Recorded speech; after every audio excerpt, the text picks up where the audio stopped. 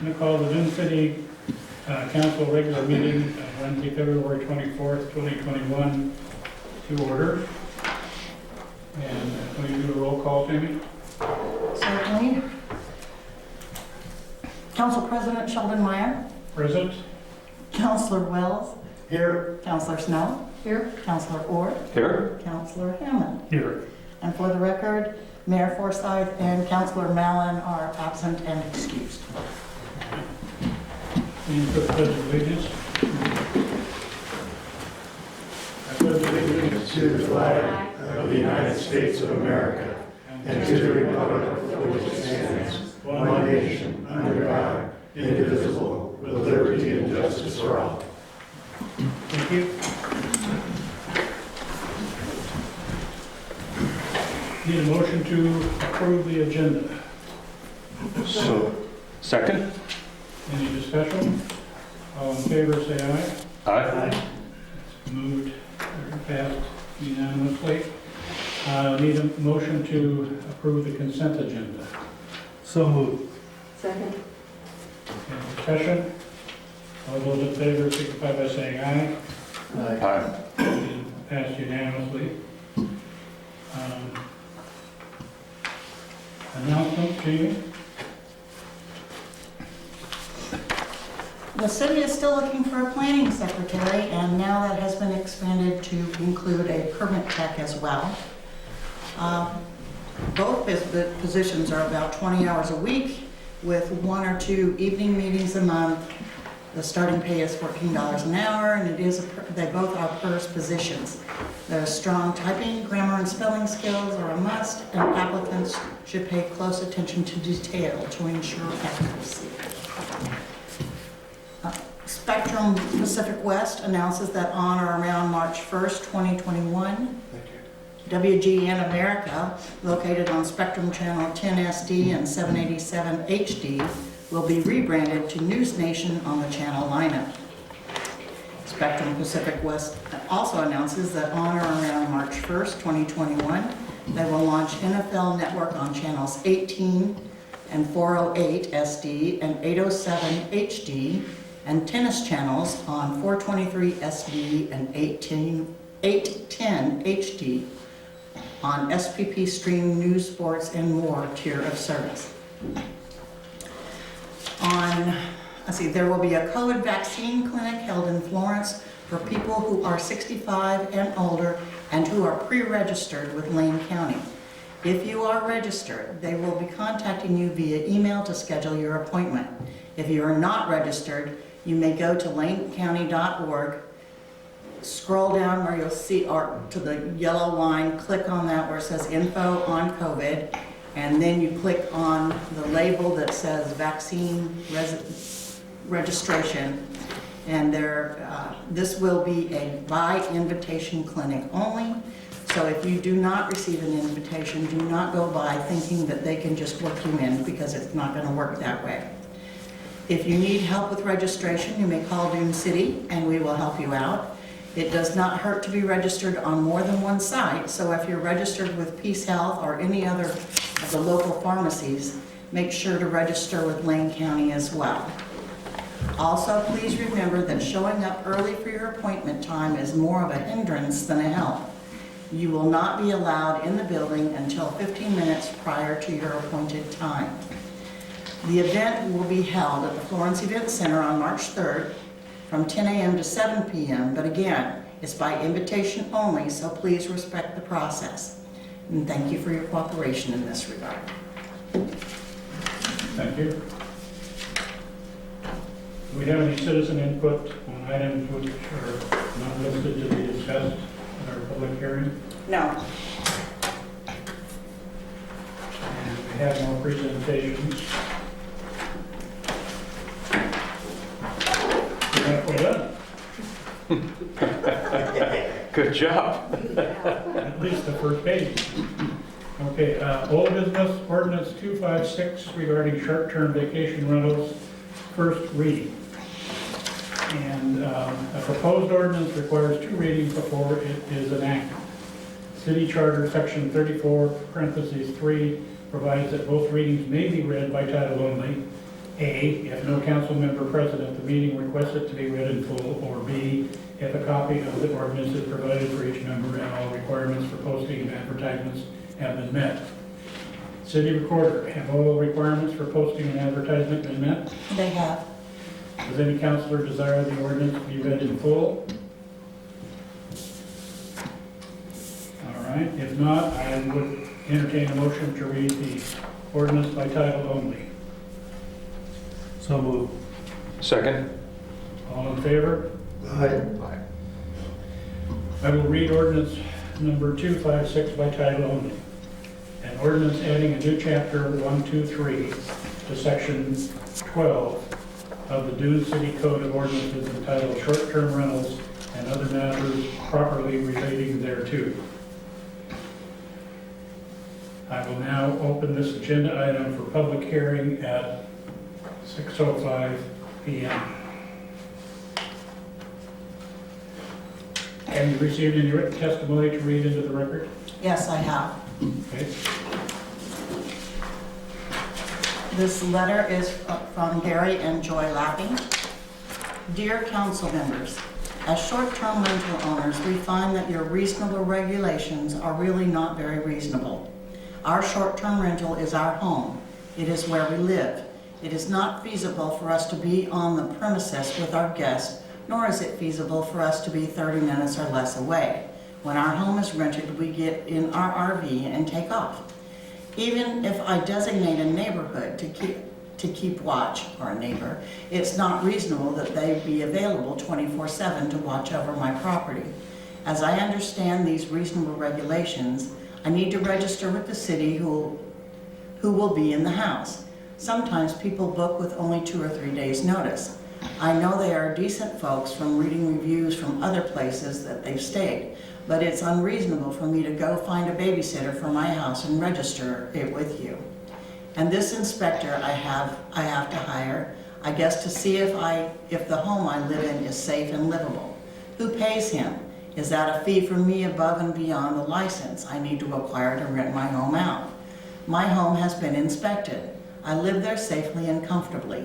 And who pays for the license I need to acquire to rent my home out? My home has been inspected. I live there safely and comfortably. And who pays for the policing? Who goes over all the applications and finds errors and sends notices of errors and documents that need corrections or satisfactory? Does poor Dune City that's almost out of money? Do they hire part-time help? Do our fees pay for all the processing and policing to make sure we're all in compliance? Who writes the tickets for non-compliance? Who follows up to make sure fines are paid? And actually, the kind of insurance I have on my house is not really your business, nor do we intend to let you make it your business.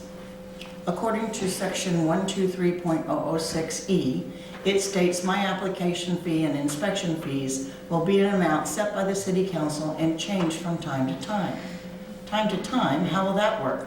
Whenever the Dune City is low on funds, they arbitrarily raise the short-term rental fees. Either pay up or you're out of business. Obviously, we are not a big city with unlimited resources, so many of your reasonable regulations are not reasonable. There are some Airbnb rentals in Dune City that it would be impossible for them to park 50 feet away from water, drain field, or highway. So who's going to administer those fines? At whose direction? You are worried about the impact my guests might have on drinking water while I sit in my home and watch one crab and deep sea fishing boat after another come and back into the lake to rinse all the sea scum off their boats into our lake. The no boat washing sign is not even considered. And you want to be sure that I have papers in my rental explaining about drinking water and trash pickup while I sit in my home and watch a parade of cars of locals going to the Lane County dumpster with the household garbage. Seems there should be a few citations written for them rather than against us for wanting to supplement our Social Security by renting out our home through Airbnb. Just because you've received a handful of complaints, we shouldn't all be put in a negative position. Sure. I've rented my home out for several years and no one ever noticed, so why should I be lumped into the full-time vacation rentals whose owners live and who know where they have no interest in our community? People who rent my home at my suggestion eat at Darling's, rent kayaks from Silk Coast Resort, and go for a trip at the Dunes Frontier. This probably gives more income to our local businesses than I ever would, but you want to make me pay for the privilege of having them there. Gary and I are against your reasonable regulations and would like to be left alone. Respectfully, Gary, enjoy laughing. Thank you.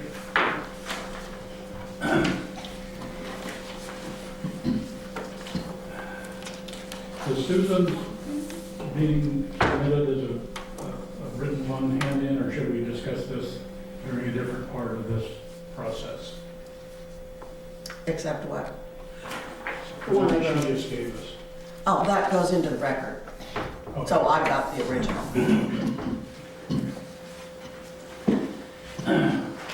Well, it's now open hearing time. Each witness is allowed 3 minutes to speak, after which the counselors may ask questions of the witness. Witnesses are to address the counselors as a whole and not individually.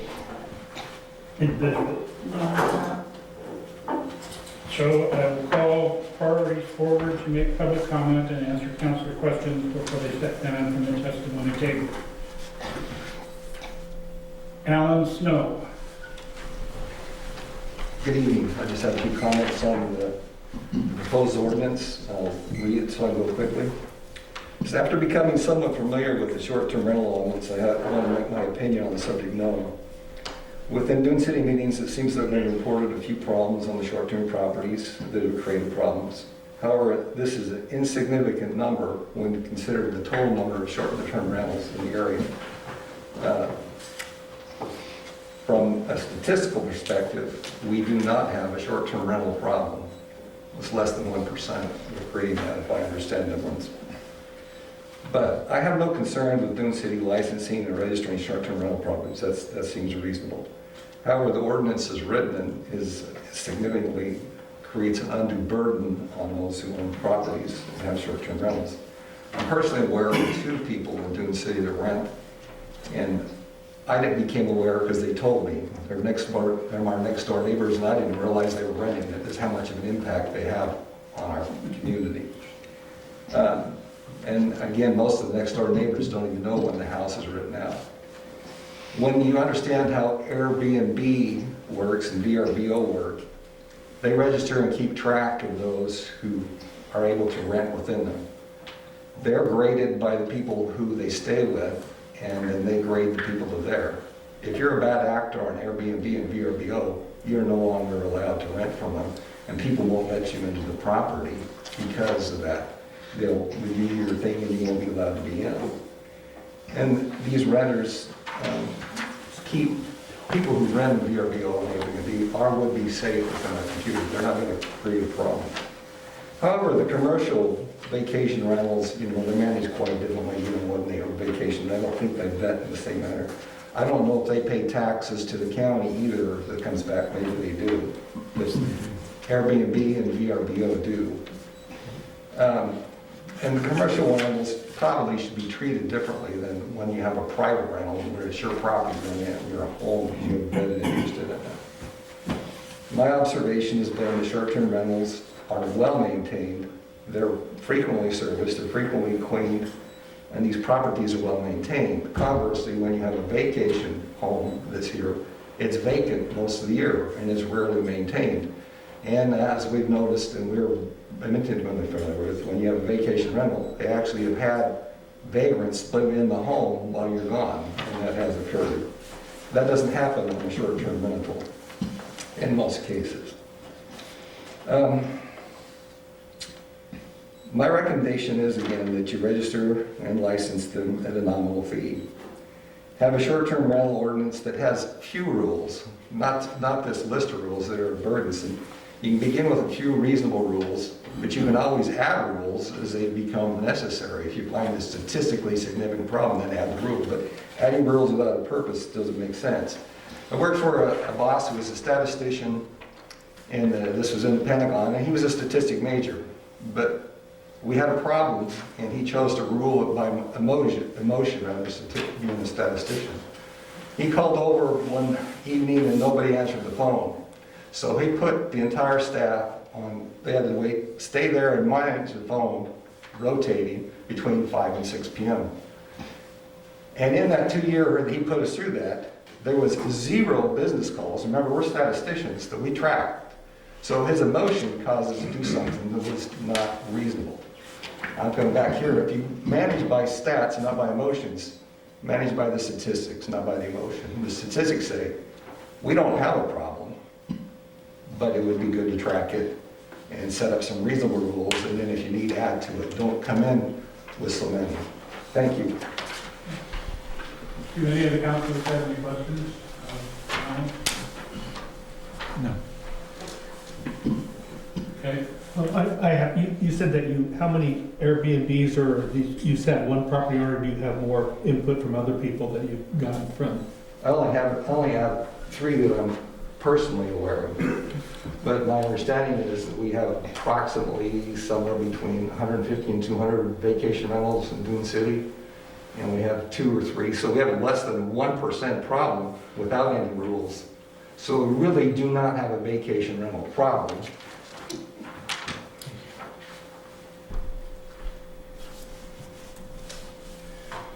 okay.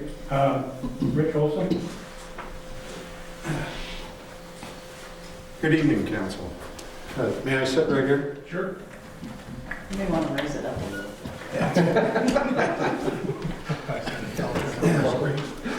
Let me start by saying I do understand that there is an issue within Dune City with an Airbnb rental. While I do not believe that writing another ordinance with Dune City, it would be nothing more than more government overreach. With the times that we are in now, more government overreach I don't believe is something that is needed, especially in Dune City where we have a very limited window of income. And by doing an ordinance such as this and making the requirements that you have in here would make this almost impossible for most of these people to come back and afford to run an Airbnb. I mean, there's some extensive expenses that would go along with this. In doing so, you would also reduce the amount of Airbnbs to what I understand to be 50 Airbnbs. Well, this gentleman just said he believes that there's approximately 200 Vacation rentals. vacation rentals, not just Airbnbs, VRBOs, whatever the case may be. In doing so, what you would be doing is you'd be limiting the amount of vacation, the amount of people that vacation within Dune City, and you'd be limiting my income, especially in the summertime. Okay? Just a rough estimate, you would probably reduce my restaurant income by about 15%.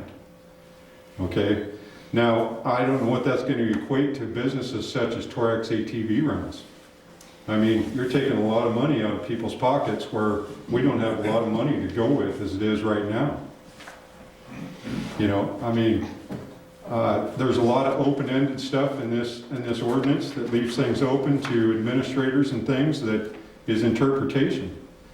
I mean, if you want to determine interpretation, somebody's going to take this in one aspect, and another person's going to take it in another aspect, and they're going to make demands on certain individuals, and maybe they decide they just don't care for that individual. Next thing you know, boom, you don't get a license because this individual particularly doesn't like you. Those types of things cannot be written into an ordinance and left to be open-ended. You know, I'm not going to go through every one of the issues that I found in this ordinance. If somebody would like to talk to me about them, they could feel free to call me. I would come and meet with them and go over them one by one. But as far as I'm concerned, you're putting undue stress on a lot of people that are just trying to get by, and you're putting reducing the amount of income that Dune City is strictly related to tourism. You know, you reduce the tourist dollars, you reduce the amount of income. Airbnb, VRBO, all of those companies pay the lodging tax to the county before the owner ever sees a dime. So Dune City's getting their money out of it. No, Airbnb, their contracts don't pay it. They tell the property owners they have to do it. Oh, And no? right now, No. yes, Mm-mm. right now, I checked with Wayne County, we are receiving payments from 9 people. Thank you, you are one of them. All of the local resorts that are commercial are paying, and there's only two short-term rentals that are paying. They don't. TRT. Airbnb is supposed to pay that to county. 'Cause Yep. they pull it out of your money before you see it. That Yep. is not correct, Jamie. So if they're not paying Well, it, they're paying for, They're paying? we're not getting that money. Let me Well, I rephrase it. agree with that, but, We're not getting that money. but we should probably talk with Lane County because the I money have. does go to the county and the state from them. They do pay it, they collect it and pay it. but It goes directly to the state. you know, neither here nor there on that. You know, I mean, there's already laws in place that mandate that you can't have any more people living in a house than what is allotted per their Lane County codes. The other thing is there's already laws in place that if you have an issue with your neighbor, you go online, you fill out a form, and Lane County Sheriff is supposed to respond to these issues. They get enough complaints, then they issue a fine. These laws are already in place, so why are we trying to recreate another law that's just more government overreach over the people? Thank you. That's all I have for you Any guys. councilors have a question of Bill? Okay. Thank you. Andrew Sturgill? Good evening, council. Folks,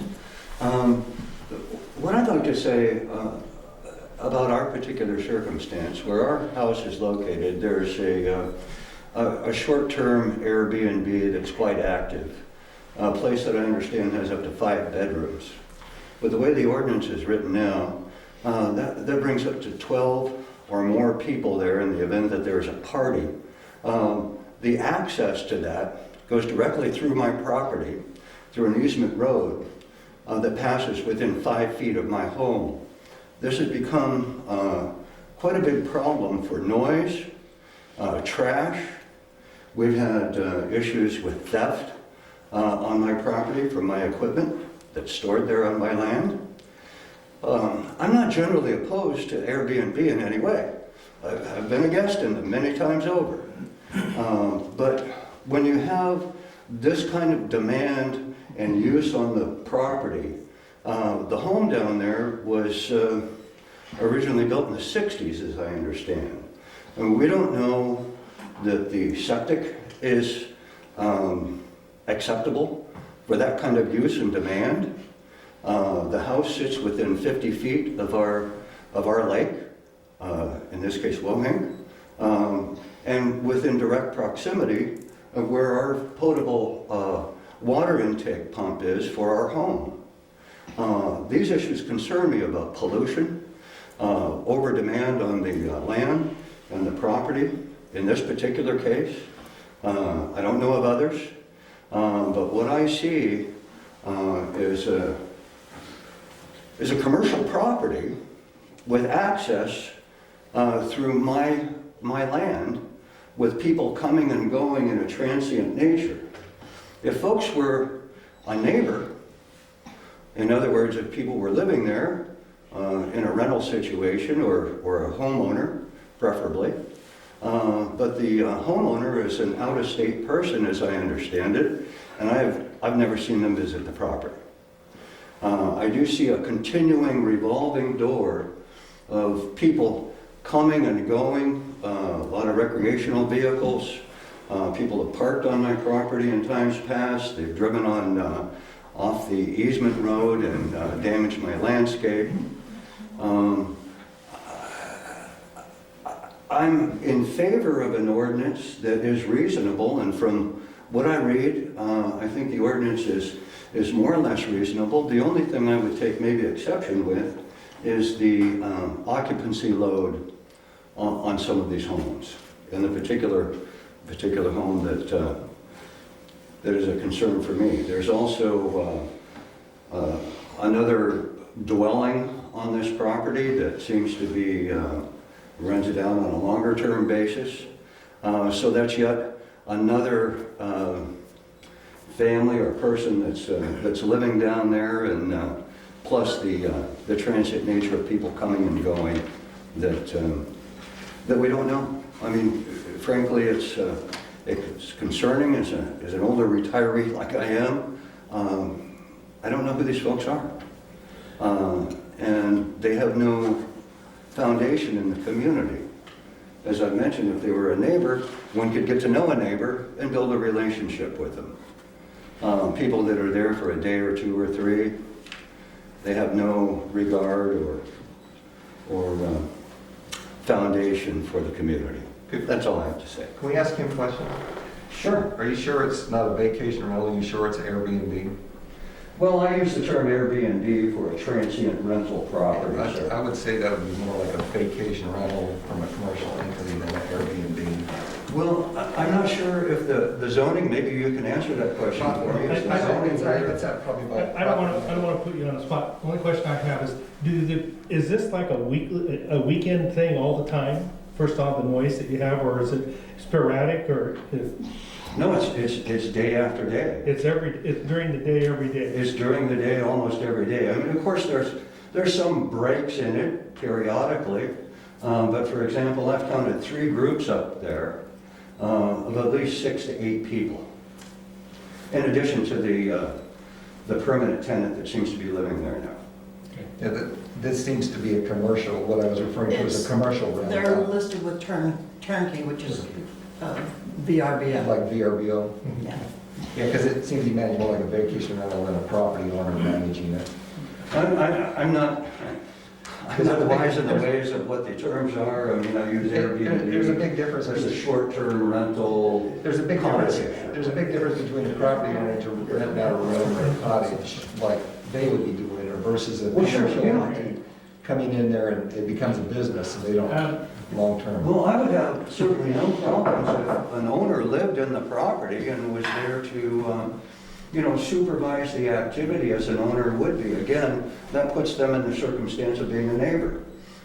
It's all well and good to say that one can complain and register a complaint and so on, but that does no good in the short-term circumstance of someone being out of line on a temporary rental property, allowed party, whatever activity. If it was an Airbnb, the owner would be in there and they'd be grading the people. That could be an Airbnb because they're not grading the people that are there. Well, and I can appreciate a grading Time's circumstance. up.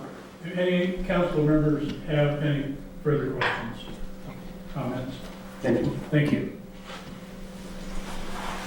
Patrick McElhaney? Okay, so let's keep going with this. I'm Andrew's neighbor. I talked to Duke Wells early on a year ago about this issue. And the one thing I can say is it's a short-term rental. Airbnb is a platform where these people utilize their service to get their product out. Okay, I have no problem with that. What I have a problem with is when it's 12:30 in the morning or 1:30 in the morning and my wife says, hey, they're doing it again. I'm snoring away and sleeping, and she wakes me up, and I go out, open my patio door. I'm right next door to this Airbnb, this vacation rental. Vacation rental. And, okay, I'm gonna use the terms interchangeably because I'm an old man, I forget. Please forgive me. This has been an annoyance. Duke Wells knows about it, Jamie knows about it because I have her home phone number. And this has been extremely problematic. It's been emotionally exhausting, and I don't know what the answer is, but one of the big problems is something that you guys have talked about already, and that is having a manager on site. There's no manager on site. I had the owner's phone number. I called him on numerous occasions to express my concern that something is going on his property. He is very good about saying, Patrick, thank you for calling me. I will talk to turnkey. Well, if you've ever been in a situation where you've needed somebody to act on a question that you have or a concern that you have immediately, and the person that you need to talk to has an interim person, and you're talking to that interim person, and they're going to the other person, it takes probably 2 or 3 times the energy and amount of time to get that problem solved. So here we are, 12:30. I called Jamie. I haven't called you yet, but I might do. But I got a dumb phone. so, and I called John, and John says, okay, I will call so-and-so. Now, the person that's living in the little guest cottage on the property is a guy named Jeremy Moore, and Jeremy supposedly is the on-site manager of this property. I have talked to him on one occasion over the last 3 months after getting his phone number, and I called him every time that there's been an issue to see if he can go over and knock on the door and say, please, somehow take care of this. I haven't heard back from him. So there's a problem there. I truly believe that if there was an on-site manager, that something would be done immediately. The other issue that we haven't said anything about is property. And if somebody comes on your property and hurts themselves, you're liable. And I've got this vacation rental next door to me. I have no idea who the people are, and I can't build a fence all the way down my property line because I live on the lake. So that's an issue that needs to be at least somehow addressed. I want to have some limited protection to keep people off of our property. We've had the neighbors, the renters' dogs up on our porch, our patio in the back, our deck on the back. A couple of weeks ago, there were some very nice people that were renting this place, and their kids were out on their own, and I just happened to be out on my property towards the lake, and these kids come running over onto our property, and I said, kids, no, thank you very much. Well, I can't always be there to say, you need to stay over there. And for whatever reason, when this house was built, it was built very close to the property line. I'm waiting to get the line shot again because I need to make sure that people know where that property line is. Anyway, it's very frustrating. I know I'm rambling. So, Yes, sir? I just have one question is, have you ever filed a written complaint Oh, yes. with the sheriff's office? Well, not to the sheriff's office because I've heard that the sheriff won't have anything to do with us unless there's a body down. Well, bottom line is if they get enough written complaints and they don't address that issue, Dune City can take that up with the sheriff's office and mandate that they go out and address these issues. Each and every time, and I appreciate hearing that, each and every time there's been an issue, I think since, well, I'm lying here, but for this pandemic year, virtually each and every time I talked to Jamie Yeah. and had a verbal complaint going on. But if they don't Get to have, the point where the neighbor who's playing the subwoofer really loud and it's going whoop, whoop, whoop at 9:30 at night and disrupting your ability to even start sleeping if you went to bed at 9:30, you just let that go. but in government, if they don't have a written complaint to go off of, there's absolutely. Excuse me, I'd like nothing. to address your question. Okay. It's my understanding that Dune City has either pending or activity going on with this particular property in that regard already. But the reality of the situation is, as Patrick said, it's ongoing for us and there is no visible change in the use or the maintenance or the oversight of how this land is being used down there. A reasonable vacation rental or temporary rental or however you want to term that is an absolute wonderful thing, and I think it's good for Dune City. But this particular circumstance that Patrick and I have spoken of is uniquely problematic. Well, it's just, the thing that's so different with your experience and ours is Joy and Gary have people in their house frequently. I never know they're there, and we're right next door, so I don't know the difference between their guests and your guests. That's what I'm confused Sounds about. like there's a difference. Yeah. And I made the suggestion to the owner that he bump the price up. This 5-bedroom house was being rented out for $159 a night. That's ridiculous. He should be $250. And, What you're saying. and I hear you, and if I need to do that, I will do that. Yeah. All right, moving right along. Craig and Chris? I have a question I wasn't asked. Okay, So, go ahead. So is the main problem noise or trespassing? Well, the main problem is noise. Okay. And I think that the reason it's so bad is because we're a bunch of retirees that are living there. That's fine, And- that answers the question. And the lake is quiet. Well, and I'd like to contribute that also we've experienced theft. Now, can I prove that it was someone renting at that Airbnb that stole equipment from me?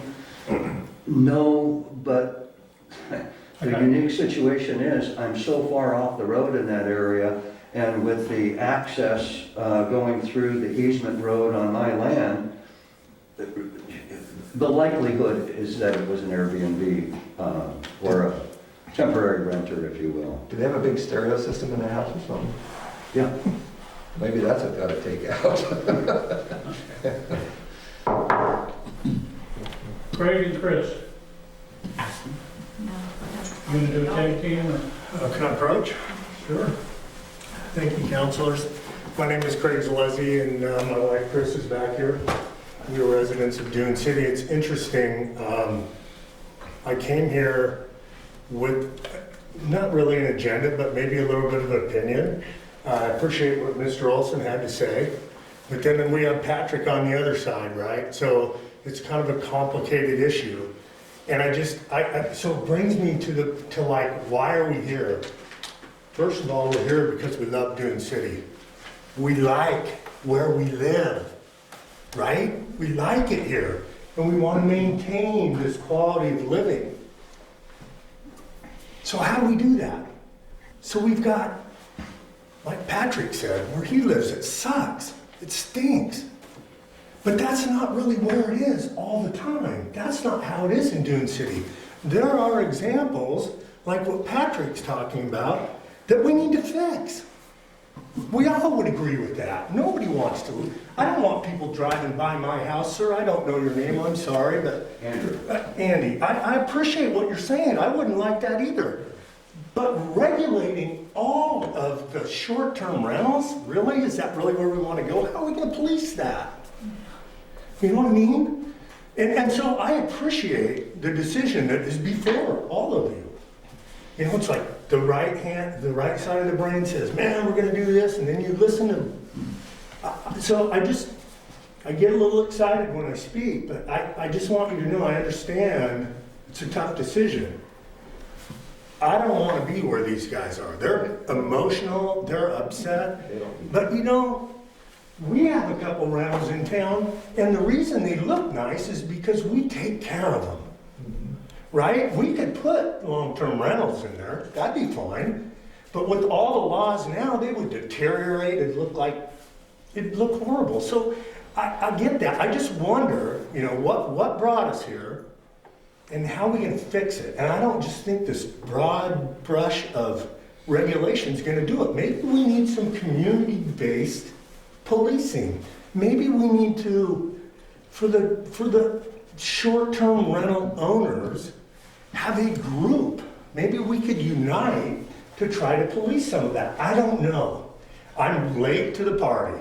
I haven't been at any of these meetings. But I just, before you make that kind of decision on a broad brush basis, maybe a little community policing amongst all of us would be the answer, because I get where these guys are coming from. Can I comment to that? Yeah. sir? And first of all, may I ask you, do you live in proximity to your rental units? Yeah, we do. Okay, well then, We have rentals. there's a What's substantial proximity? difference there. Define proximity. You live in Dune City. I mean, you're within an area where you can see them or go visit them or something. Yeah, we're responsible. This particular We're property responsible. that Patrick and I are talking about is an absentee out-of-state owner that runs this property as an obvious income source, which therein lies the big problem. if you have an owner that has an interest in the community, then you're probably going to be in a very good standing for that owner to take that interest in his community and his neighbors to see that he doesn't have issues with a rental property. We don't have that circumstance in the particular issue that we're talking And about. I understand that, and that stinks. And that's why I'm saying maybe we need to figure out a way for this 1 or 2% of the issue. We need to figure out a way that doesn't affect the other 98, 9% in a negative way. And that's why this is a first reading on this to discuss and decide and figure out what's the best thing to do. Because everyone here has made a valid point, a concern, and we get stuck with trying to figure out how to fix it. And, you know, being a non-tax city, we don't have the money to hire a police force. We're trying to do everything we can to resolve this issue that will affect fewer people than, you know, than don't need to be affected. So I appreciate what you're saying. And I understand it, and for the record, thank you. I'm a port commissioner here at the Port of Siuslaw, and so I do understand where you're coming from, and for everyone here, it's like we're a community, and we need to try to figure it out, and I just worry that when we get that broad brush and we just sweep it across the whole landscape, that's a problem. Right, but So, it's still maybe better than forming a vigilante group. right. We can do that, right? Thank you. Dune City Militia. They don't take care of the problem, but I don't think. It wouldn't be the first time. Robert? Ross? Yes. Hi. Yeah, I live in Silkus, next to a short-term rental that's fairly notorious. And the owner actually is dead now, so it's in his estate. So they do have a local manager, and that's important, to have someone local you can call. In the letter you read, the owner says, well, we get in our RV and we take off and rent out our house. Well, they have a cell phone. So they should be able to be contacted. You need to be able to contact a responsible person who can take care of the property, take care of the problems. The problem is that at 12:30 at night, or when you're setting off fireworks at 10 o'clock at night, that doesn't work. So my recourse is to have a floodlight and a bullhorn, and that can take care of the problem. And that's what it comes down to. Yeah. But that's my getting out at 10 o'clock at night and yelling at these people who are not going to be happy about that. But they'll put their clothes on, which is nice, because they do have sex in the front yard. Yeah, so You have an income source. we have a party house, you know, they have good grass. So, I mean, that's the problem, who do you call? So whatever ordinance you have needs to enunciate who's responsible, who can be contacted, and who's going to take care of the problems. And if the problems surmount without being corrected, then there needs to be some recourse for that. Regardless of whether you own the house and rent it out periodically or you rent it out on a regular basis. It doesn't matter. We're in a community, because what's going to happen is enough of us get frustrated, we're just going to leave. And you're just going to have a community of rental properties. That'll be it. Because we're not going to put up with this crap. That's all I have. Any questions of Robert? I got a good bullhorn if you want. Yeah, I can use the spotlight. Big spotlight, oh yeah, 10,000 pounds. I might want to borrow that for the robocalls I get every morning at 6 and 7 in the morning. Answer them. All right, I will now close the public hearing at 6:43.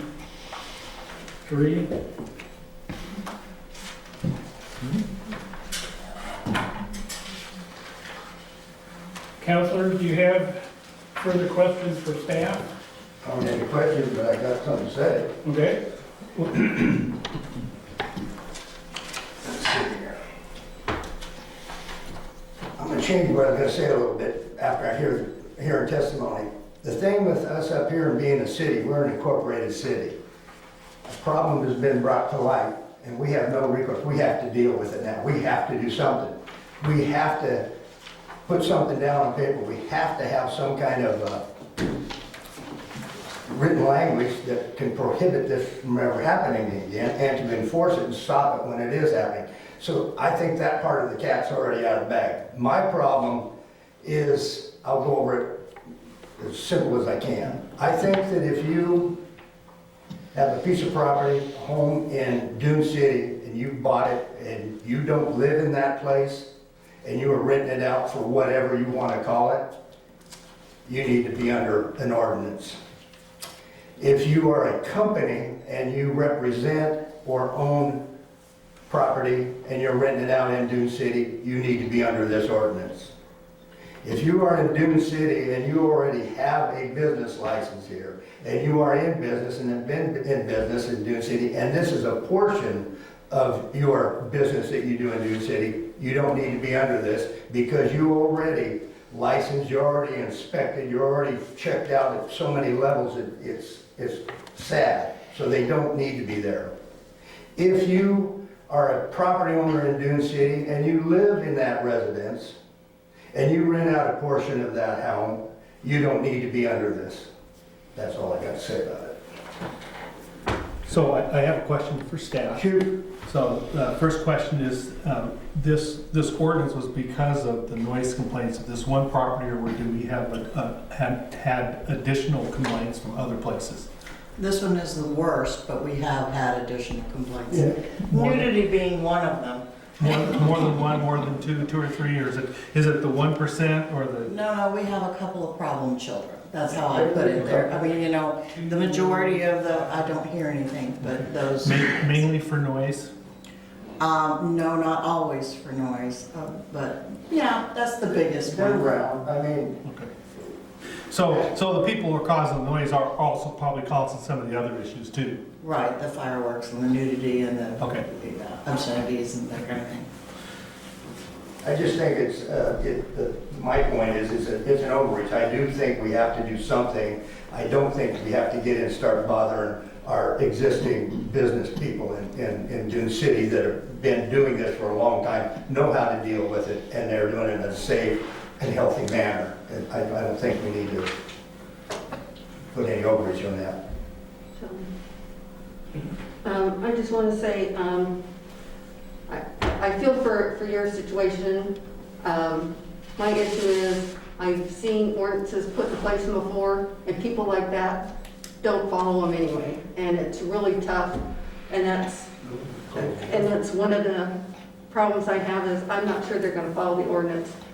That's why I felt the policy of ordinance as written was invasive and burdensome to those that are doing business and have been doing business in a calm, good manner, and good business people, and so I think this is overly burdensome to them.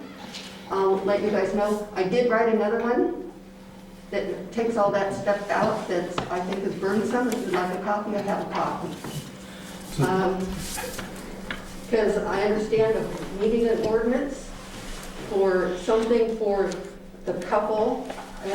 I'm okay with registering the people for a nominal fee so we know who has them. Got that. I don't know if it'll take care of people like that, because those kind of people, unless you have a hammer hit them on the head, aren't going to pay attention. I don't think the way that, I'm not saying to take this as written, but what I was trying to do is make my point that I don't think that all the people we need to narrow down the criteria that we're going to have a regulation for, an ordinance for. My point is people that are in business and that have short-term rental as part of the business, they don't even need to be involved in this. It wouldn't affect them at all. So I have some. I think it goes beyond that too. Well, it could. I don't think we're gonna pass this thing tonight, that's what I'm saying. We got work to do. There's work to do, but there's a lot of people that do it just from their home, and they're just like those people that have been in business for a long time, and they aren't hurting anybody and never have. It's the few people that don't know how to run things that are. Well, this is their tool. They've been putting up with this that I know for 3 months. And it's still bad. We can't have that. We have to have something. It's been longer than that. We have to have something that we can take care of that quicker than 3 months, And or 4 months, or whatever it's gonna be by the time it's taken care of. It'll be a year in March. It'll be a long time. Okay, that's ridiculous. We gotta have something. I mean, to me, I hate government crap on top of crap, you know? That we have citizens here that are being abused right now. And I understand And that. we have to have something to take care of that. And I That's all understand that, but I that's just all don't want. think this ordinance will do it. If we can make, then we need to rewrite it, but we have to have it to where this doesn't happen anymore, and we have teeth that we can fix it a hell of a lot quicker than it's getting fixed. Absolutely. That's all that I want. And And I I agree don't- with, I agree with that too, but this is not it. No, I'm not saying this is it. I don't think this is it I don't think either. I'm saying that it's either. So we have a complaint about noise and things, and it's more than that. And this ordinance seemed to bring up, I sat in a whole bunch of these meetings and I didn't have much to say, and there's some things that I said in the, during the hearings or online things that I thought were reasonable, that I heard what Sheldon had to say about things, and I realized that some of the things I said was unreasonable.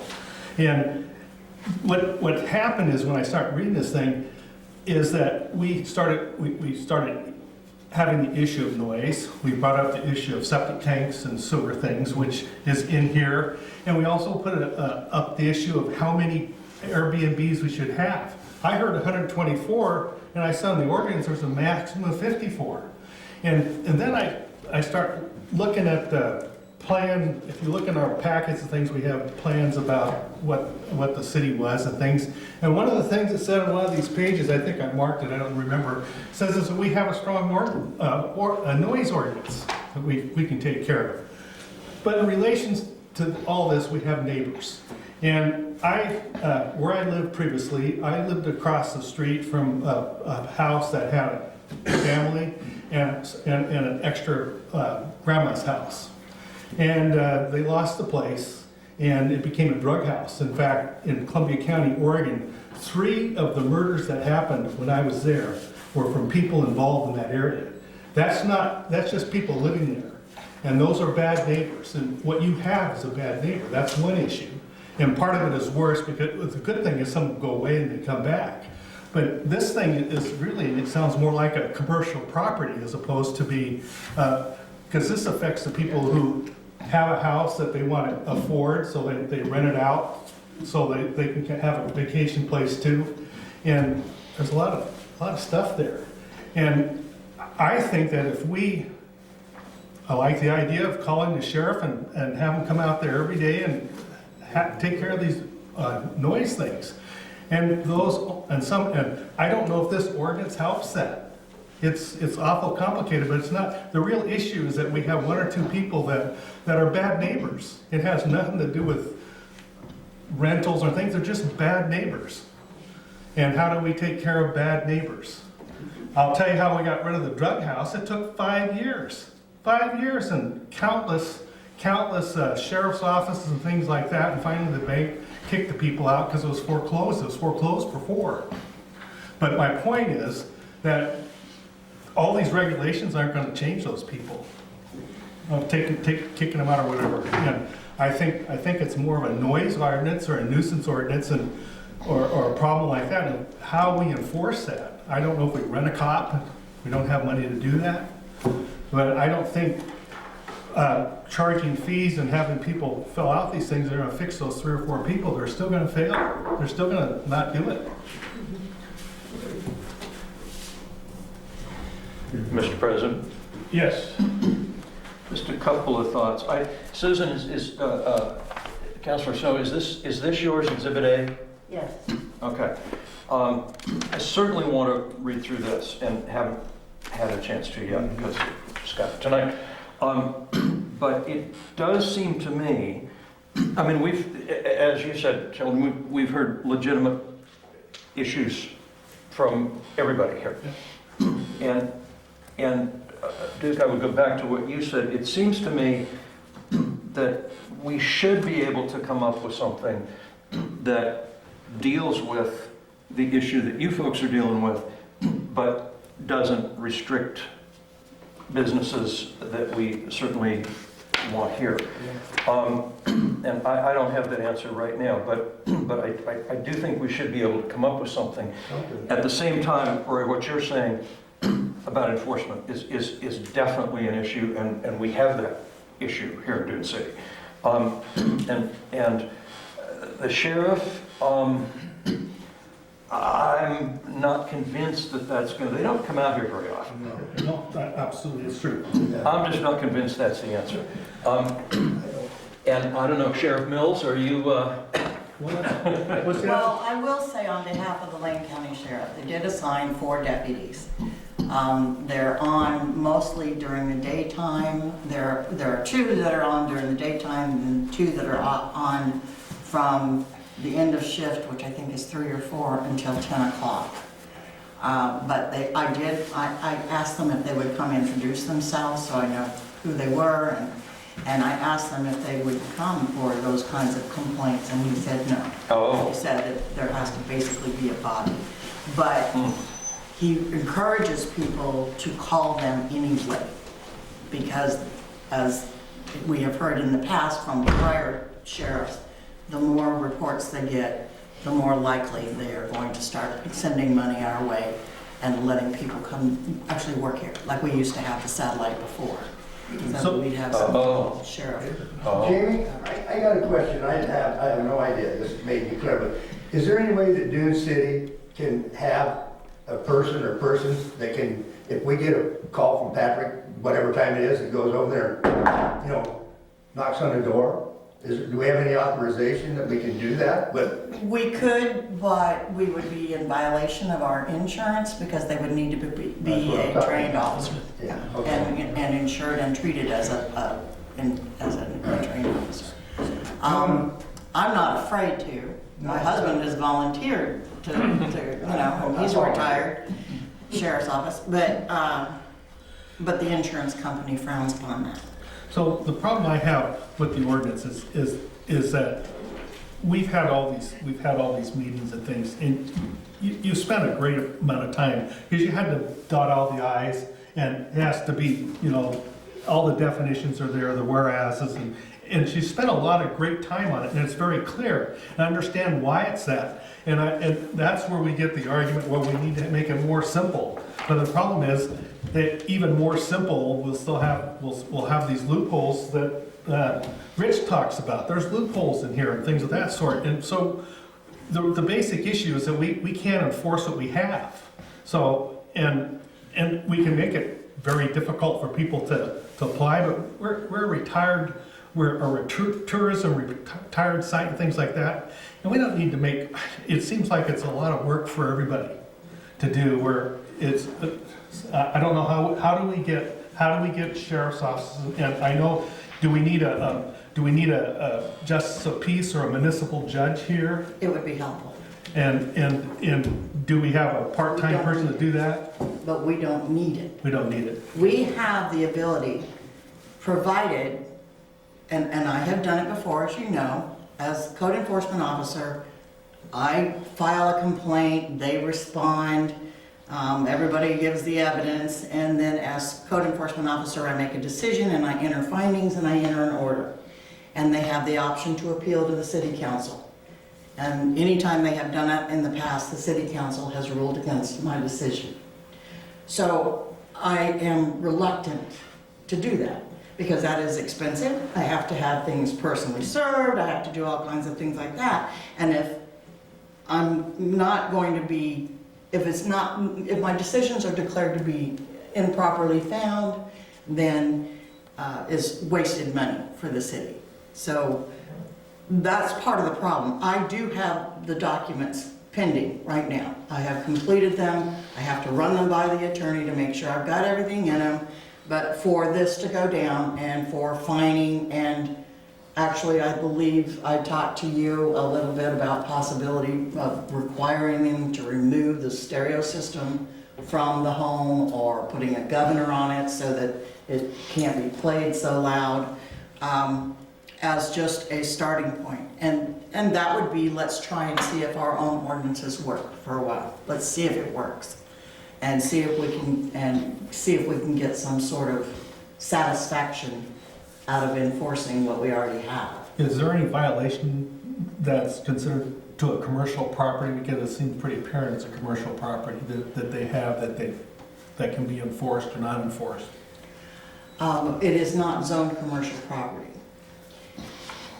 And that wouldn't matter anywhere in Dune City. Our ordinances are strictly noise ordinance. We don't have traffic ordinances. We don't have anything. I would love to put a hunting camera somewhere that's looking at the Cloud 9 sign, because it disappears every time we have somebody. I'm getting tired of buying new signs. So, That's part of the gifts that they take, like taking the towels and they visit. right, yeah, they grab the sign. If I recall correctly, Jamie, at a meeting in the last few months where we talked about this, I think we were in agreement that we were ready to, I don't know what the right word is, but we want something done. And I think my sense is, if you go after this situation, we're in agreement. Am I right about that? Yeah. Yes, I think we're heading in the right direction. Yeah. And I don't know that we're going to be able to resolve whether we're going to adopt this No. ordinance tonight. I don't think And I don't think it that did. we have had the opportunity to read through Susan's work to determine if that would be a better way of operating. But I would like to push that we don't leave these people hanging out on the line to dry alone, and finish trying to get that place shut down. Yeah. Like I said, I have the document finished and proofread and added some more. And I agree with a lot of what Duke has said, and that I certainly don't want to punish Darlings and Or anybody else. the legitimate kinds of things that are here and that bring business here and, you know, justify us having a council. But we need to help those that are being hurt too. Yeah. Right. Agreed. Now, bear in mind, all this was look at what's going on in some of the cities, Alsea, and some of the Right, other cities, right. and regurgitate what they're saying. As you know, Dave, we're so different than any other place. I mean, most retired folks, you know, with some nice businesses sprinkled through it, you know, so. But this is great because it gives us a starting point. It gives us something to work with and figure out where we want to go from there. What level do we have? Yeah. And Susan, thank you for putting together another proposal here that we can look at and chew I'm on. anxious to read that. Yeah. I think we need to really focus down with an ordinance that will focus on that situation with nobody there, you know, the noise, possible septic, whatever, you know, but just narrow it right down, not have the whole community involved in it. In this particular instance that we've been talking about, that's been the greatest problem. That caretaker lives on the property, never answers his phone Well, for anybody. They're just bad neighbors. It's Yeah. really, Yeah, they are. it's bad neighbors. And you can't make ordinances to take care of bad neighbors other than, Well, in a situation where we're using the term bad neighbor, but actually it's not a bad neighbor, it's a bad, the people that own this live out of state. They don't Right. live there, they're not a neighbor, he owns the if property. they're rented to people that are bad neighbors, they're bad neighbors. Yeah. Serial bad neighbor. I understand. I understand.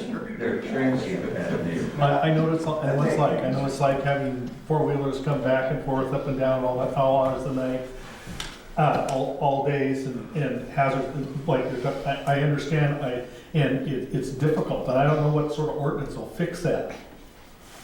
Other than noise and complaints and having the sheriffs come out, and it happens. Can I just make one comment? I think you guys are doing a great job, and I applaud what you're talking about this evening. I think you've nailed it. It's about compliance issues. It's about following through. This gentleman is not a bad gentleman. He responds to us when we call him. So he's not a bad neighbor, but the situation is really tough. And I had lunch over at your place, this excellent lunch today. Thank you. I agree. So sounds like to me we got to focus down where we need to put our attention.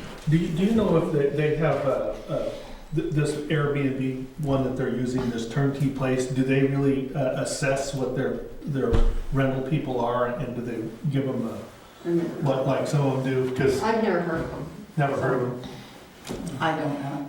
I do know that they have a decibel meter inside the home, and as I just call them, ask them to send it to me, they email it to me, and it is unbelievable. They get a trigger, they will get an automatic telephone I'm call sure to it's like, them at 60. so, but they're still renting it to people who do it wrong. Yes. They're still renting it to bad people, so you'd think that they would say you can't come here because you exceeded those things. So that's a failure in the management. Well, it's a national company. They got a presence here, but I don't know where the person is. I heard at one point that the person, that there was the regional manager was in Coos Bay, and then I heard that it was somebody in Salem. They're very difficult to get a hold of on a weekend by phone. I tried that in the past. Well, they're booking bad people. You know? Can I say one thing about that? I did see this turnkey representative that's supposed to be managing this property, a young lady that lives out of the area. She said she's 30 to 45-minute drive away. I initiated a complaint with her at one point, and her response was, "We are following the letter of the law." So And that was the end of our conversation. if the owners are good owners, have you asked them if they've considered changing management company? I don't know that I've specifically said that, but I've made numerous comments. The most recent, I called him this last weekend and suggested again that he has this person who's the on-site manager check people in and read them the rules. And I also suggested that he raise the rent. I mean, $160 a night is for 5 bedrooms? Well, if he has a I think all bad, rent it. if he has a bad management company, I know people have rentals and they change management companies if they don't do Absolutely. I have it. a two-bedroom. I can do that. I'll call him. I get What's your $160 podcast? I usually get in there for that. All right, Jamie, do you have a sense of the direction we want to go? I think so, yes. All right. So we will just, you close the hearing, so now it's just, let me work on some stuff and we'll see what happens. Okay. All right, new business, one was ordinance 256, and we've tabled that, and the next one is the Western Lane Emergency Operations Group plan consideration. I gave that to you guys and specifically asked if you could read it, so I hope those of you, I hope you have. Yes, We did. well-written document. Pretty typical of government stuff. Yeah. You see. Do you need us to adopt this tonight, or Huh? do you need us to adopt this tonight? Well, actually, I thought I needed you to, but they said that there were a lot of things, well, there were a lot of things. I did submit like 2 pages worth of corrections. Okay. You know, like Dune City and our beaches being the big draw. Well, no. No, that's not exactly right. At least it's better than the last version where they said our schools and libraries and all this other stuff. Does anybody drive down here? I mean, Not to mention our courthouse and our sheriff's office. right. Will you send us your corrections? I sent in corrections, and there will be some corrections made, but my concern is, and maybe it was just me being sensitive, but I got the impression that it was basically written for the city of Florence, and the rest of us are on our own. Yeah. That's the impression that I got. And where we pay them money every year to be a part of their group to receive, we would still receive the protection. We would receive the fire protection, we would receive the ambulance protection. We don't get police department protection anyway. But I don't know. It just crossed my mind whether this was something worth our participation. Because, for example, when we have an emergency situation like we have right now with COVID, I have to put in my request for supplies to the city of Florence because they are the lead in the group. And then they might or might not give us some when some comes in.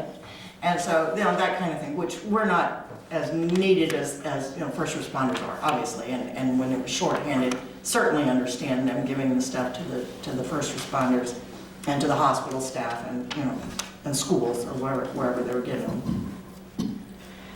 But it just concerns me. It concerns me that we're going to end up on our own anyway if it's a big deal, and that we need to move forward on our own, and perhaps that would be a better expenditure of our funds, is protecting ourselves. But then there's strength in numbers, so I don't know. It's a decision you guys make. Well, FEMA requires a chain of command and things now. Oh, definitely. And yes. so you need to probably be part of that, even though we don't think. But we I don't can have think- our own EOP. Yeah. And still, but can we man a full-blown EOP? I'm not sure we can. Yeah, that's the size of the issue. But you're right. I mean, Yeah. and every single one of you right now is supposed to be fully trained in the incident command system through FEMA. And I don't know of any of you that have done the training. I beg your pardon? Oh, excuse me, well, you're new. Send me your certificates. I'll keep them on file. I haven't done Next it our through insurance FEMA, company. but I have an incident commander through the federal government. Oh. You did for several Yeah, years. yeah, you probably did. That's right, I'm sure you did. Send me copies of your certificates. It makes our insurance go down. Seriously. I've done CERT, does that help?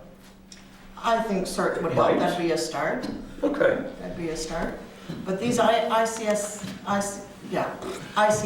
especially ICS 700, 100, and 300, I believe are the three that are off the top, are easy to do, and it's available, and it's free online, and So I'll and send. in your spare time, like you all have one. I had this list of things, they don't automatically send them to you from the Lynn Council of Government, or whatever my sliding is, I'll send them to you then.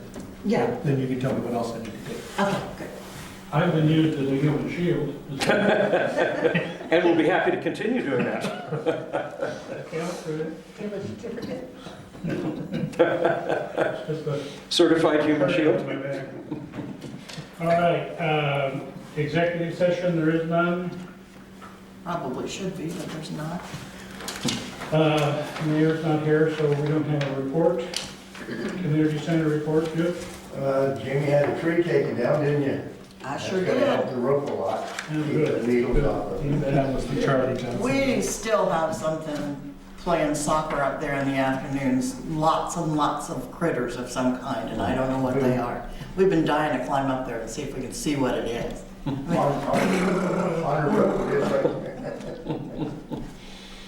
So there's something going on. Susan, water quality? Same as before, we can't go out and do anything due to COVID requirements, and we get some reports, Stephen hasn't been out lately that I've seen, that No, I haven't seen him come out lately either. May I ask Councilor Snow a question? Sure. At the last city council meeting, they asked you to get together a group. Have you had an opportunity to work on that at all? To get a group together to talk about the city's water rights and I have tried, and that's why I asked President Sheldon if I could go door to door in Westlake, because I'm getting no response. So I'm gonna go start knocking on doors. I gave her permission to be a neighbor. So I'm, well, thank you. So you haven't, okay. That, I wanted to ask that because perhaps maybe what we need to do is have a town hall meeting about it. And maybe people who are interested in keeping their water rights and having drinking water might show up. well, I was gonna go through and see if I could talk to any neighbors that were interested, because I'm not getting any by sending emails. Okay, So I'm just gonna go around and try and talk to the people in Westlake, and if I don't get any response, so far, I've got Nothing, yeah. Two, but one of them doesn't live in Westlake, but one of them's concerned about water out of Silkus. So I said, well, that's fair enough, you can be part of this. And This would not just be Silkos, that would be both. It'd be, we're talking about all of the city's water is at risk but right you now. said you wanted to start in Westlake, and that's where I'm starting. Oh, is that what, well, no, for phase one, yeah. Yeah, you said to talk to residents in Westlake, so that's what I'm doing. Yeah, we do have to do that. But no, he wanted you to form as I understood, the committee was gonna be coming together to talk about the issue of water right and where we are and can we move forward or, No, it was whether or not residents in Westlake would go forward with, okay, so you just considered it to be phase one? That's my focus right now. Okay, Yeah. so you just considered it. I think that's what I remember. Okay, I was thinking it was the whole thing, because that's the question I need answered, and I need it answered soon. No, I'm focusing on Westlake and what they, Okay, but I'm going outside of Westlake because I'm not getting a big response out of Westlake, so. the answer I need to know is what the city wants to do about the water rights, because we need to know. I mean, it's coming up this year, and a decision will be made by the state whether we're gonna keep our water right, because we're showing advancement into doing this citywide water system, or if we're gonna lose it. And that's the concern, that's why I keep bringing it up. I mean, the time is now, it's like, it's now. It's getting desperate. Is the state contending that if we don't have a citywide water system, that we won't have continued water rights? They are, yeah, well, our permits expire, and that's all they are, is permits. And our permits expire, and you have to make application for an extension. If you cannot show adequate advancement toward that city system, because that was the original intent, is to create a city-wide municipal system, then they can cancel that water right and we lose it. So I have a comment about that, is that the state has water rights for residents of Dune City. And they certainly do, because there's state people who, in my neighborhood, takes water out of Well, yeah, they Silkus. do have some, So yes. they do have water rights in our city that they should help add to our proof. And they've already taken away that maybe we need to, they need to exchange those rights to put them under our permits, so that we can have a whole handle of what Dune City's usage is, because they're only getting a portion of Dune City's. And that is one of the discussions that I thought your committee was going to be doing, but I misunderstood. That's one of the discussions that needs to take place. You know, are people interested in doing that? I don't know that they So would be. my point is that they're talking about water usage that Dune City is to go to a permanent solution. Well, they have some of those rights that would add to our argument. Well, their rights would continue, it's only the cities that would not. No, well, I got that, but they're a part of the city. I mean, we give those permits to people to use them, but the water rights that we allow the Dune City residents they use, well, there's more than just, they're all Dune City residents. And how can we justify the use of a water system if we can only show the portion, half of it's hidden under other issues? So what happens, Jamie, if our water rights expire? I mean, worst case scenario, the state says you don't have water rights, what happens? Well, about 260 people immediately have no water. That's what I was afraid of. And that means all the water rights in Woahink would then go to the next in line, which was Fish and Wildlife, so it would be for the fish. And you couldn't use the water in Woahink for any other purpose but for the fish, because it's been reserved for them. Silkus is still wide open. People can still draw from Silkus if they choose. But Woahink is closed. Is there any benefit for the mayor and maybe me to go to the state and talk about what we're concerned about? For you? Right now, the plan is for our attorney's plan and our engineer's plan is that they will go and ask the state to certificate those waters that we can, those usages that we can prove up on.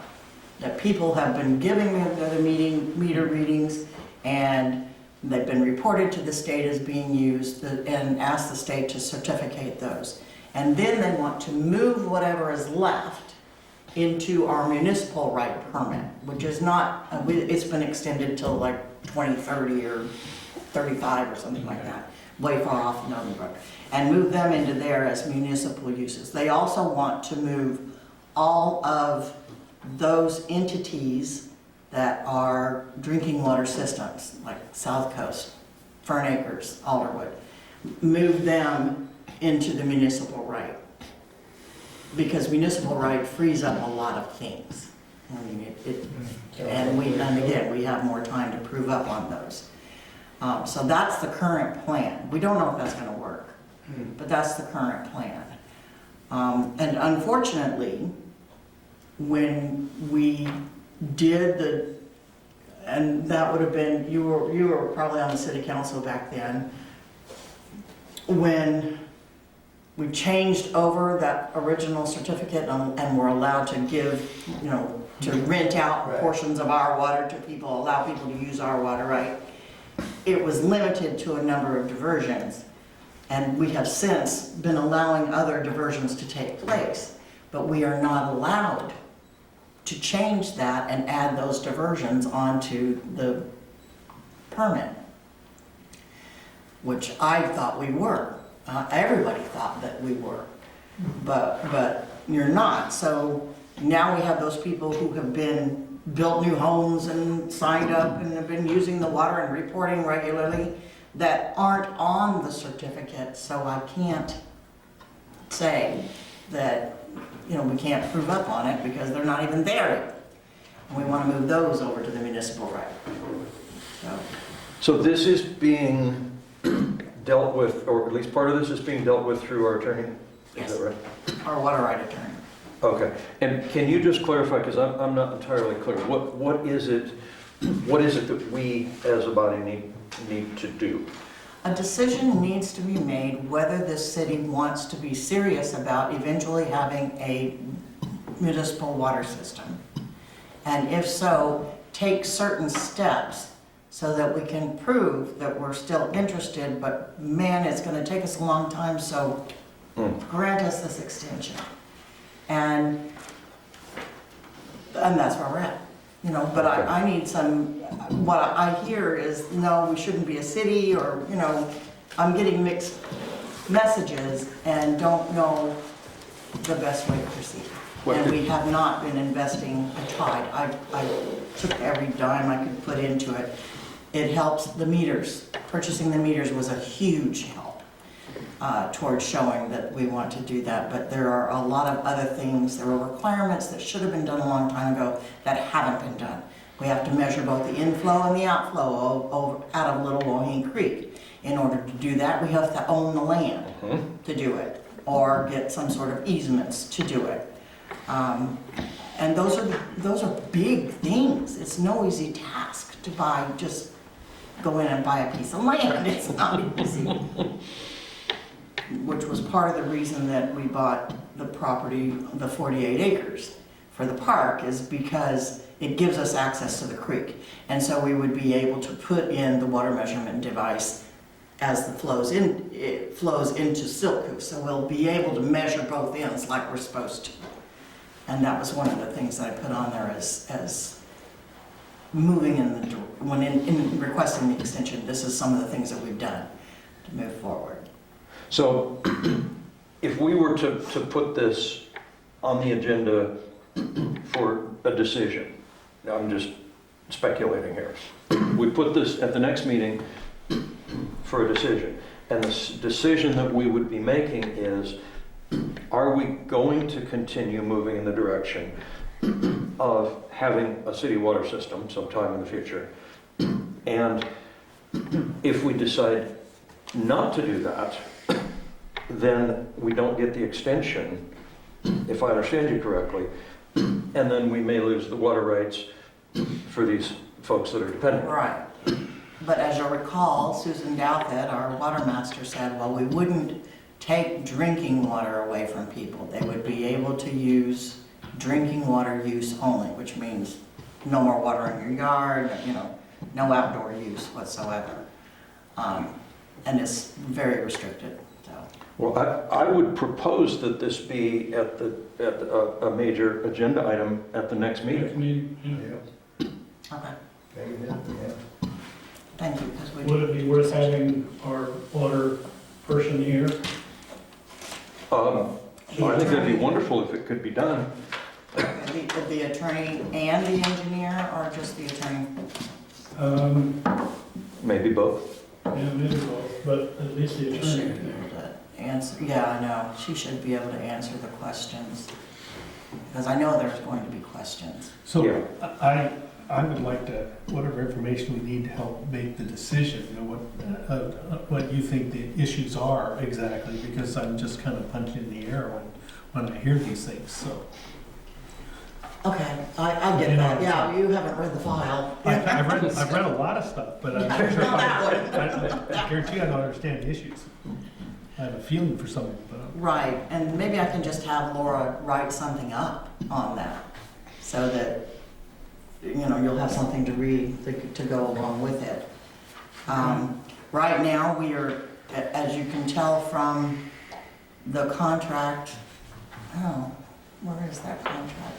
It's phase 2. Oh, it was in my report. Phase 2 of the 5-year plan that we had entered into with Laura and our engineers in the beginning. We're in phase 2, which is the expensive phase. It's the $87,000 phase. And what that means, and in hindsight, we could have saved money in the long run, but in order to seek perfection, so we can get certification of the water use of those people that are giving us the meters, we have to be able to report what company is their pump, what make and model is their pump, how big are all of their lines, and a lot of other, we already have their point of diversion, but we would need to make sure that the point of diversion is correct and the place of use is correct, so that, because once it's certified, that's set in stone, that's all there is to it. We haven't been keeping that information. We haven't asked for plumbers to provide us with that information. And so now we're looking at paying somebody to go out there and dive at every single diversion site. So we're looking at a lot of money here. Yeah, just to show that we're making progress. I think a meeting is a good idea, because sometimes people know, not everybody, but a lot of people know what their pump is, the make and model of their pump, and how big their lines are. But, To me, it doesn't, a make and model doesn't do a lot of, if I know, I don't know if they care if it's a 1-horse pump with inch line, or why does it matter about make and model, I do not know, That's unless just, there are certain ones it sounds a that are little bit allowed. too bureaucratic. Would the state see it as progress? I don't want to know if I use 1-ply or 2-ply. Show them what? Or diminishing bank account? Well, that's the other thing, they'll just say, well, there's lots of cheap money available now, and there is. You could build an entire water system at, 1.5% interest, or not even that much, per annum, Yeah. right now, and probably get most of it matched or free. Well, we get some things to talk about. Yes. Yeah. All right. Do you have an emergency services report or administrator reporting? I think I gave most of the, Okay. both reports, complaints are. Anything for the good of the order? May I just ask Jamie a question?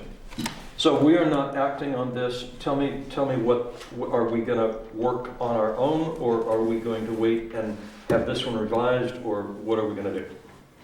That will be up to you guys. Right now, I would say let's wait and see what the revisions come back looking like. Okay. I made some suggestions that rather than just say, the city of Florence, this building, this building, this building needs work, that they say all the entities of member entities in WeLog have facilities that need work or something along those lines. Yeah. Make it more general, and I think he took that to heart. So, Good. All right, so this may although come they back. may pin us with some of the bill. The city What's of that? Florence is paying for it. So. Aha. So we will see this maybe next month, maybe the month after, depending on, Right, depending on how long it Yeah. takes, probably next month. okay, great. Thank you. For the good of the order, anything else? The order is good. Yeah, this is the perfect night for this. I think we need to look at our septic ordinance. I don't think our septic ordinance is working, fitting the people of Dune City that well again. I've talked to too many people. All of them are retired people. I haven't had one single family come to me and say there was a problem with getting their letters to pump and stuff. But it's always been retired people. The last one I just got was just the other day. They had the time to pump on their water ski house that they haven't used in a year and a half. I think we can fix this I'm gonna recommend, not here, but when we get it on the agenda, I think we need to have, instead of a recommendation or an order, it's time for you to pump your septic system, to have a technician come over and do a solids check and see if it's necessary to pump before you. We don't require pumping. The Yeah. city does not require pumping. What is it that we It require? requires an inspection, and then the inspector says how long it takes. That, you know, They that don't to have me, to pump to what I inspect. learned the last time, an inspection, to inspect the septic system, it had to be pumped to see if it was cracked or failed in any way. Well, what are they inspecting? They're No, inspecting, like you said, they're checking the sludge level, they're checking to see. we had ours inspected and not pumped. And we got the certification that we turned into the And you city. just had that's good, that's a good clarification. Yeah, It's gonna help a lot right there. That's, Yeah, we had I was ours- not aware of that. We had ours inspected and had to put in a new one. Oh, Because it was one, that original metal one that oh, yeah. just rusted out. I was under thought that to have an inspection, you had to have a pump to have a proper inspection. No, I don't think so. So basically have a technician come out, pop the lid on it, and And they can check tell it you out. what pump. But it was not inexpensive, I will say. No, it's not, it's every bit as expensive as No, pumping. they're Pardon me? expensive. Well, It's every bit as Expensive for what they expensive do. as pumping. Yeah, that's what I thought. Yeah, the pump company I use, they tell me that with the Dune City ordinance, according to what they're aware of, in order for a true proper inspection, they have to visually see the inside and the bottom of the tank to create a written notice to come to Dune City. that's the way I understood. Oh, That really? means it needs to be pumped. That means it has to be Can't see. Yeah, You know, you got concrete, you got plastic, you got metal ones, I mean, you gotta pump it to see it, that's what I thought. To do that, you have to have that thing pumped. Now, the thing is most of these, including, I think, every member of the council here, are two people, you know, empty nester types that my wife is at work all day, I'm in and out, we don't use that much in our house. I'm full anymore. of crap. That's why we gave them that schedule that they can base on. Yeah. 2 people for 1,000 tank. Yeah. That can go, well, one person with a 1,000-gallon tank can go for 12 years Yeah. without another inspection. I use the neighbors as often as I can. Well, if I start getting people in, I say, well, no, just have somebody over, pop the lid on it and do a solids on it, you know, then now I'm confused, which one's which, because I thought inspection Well- was pumping it out. Well, maybe we revise. And I thought it wasn't, so I'm confused too now. Thanks a lot, dude. Yeah. We live by the county dock. I know, I'm just getting a lot of phone calls. This sounds like an agenda item. Yeah, I think we talked about it. Yeah, That'd you're- be good. Okay. That'll wear 'em out. Or anything for the good of the order? Thank you for giving all this reading. Anything I can do, yeah. I appreciate it. I accept the motion to adjourn. So moved. Second. All those in favor? Aye. Here's the door. You're done, thank you. Thank you. Have a lot of meetings.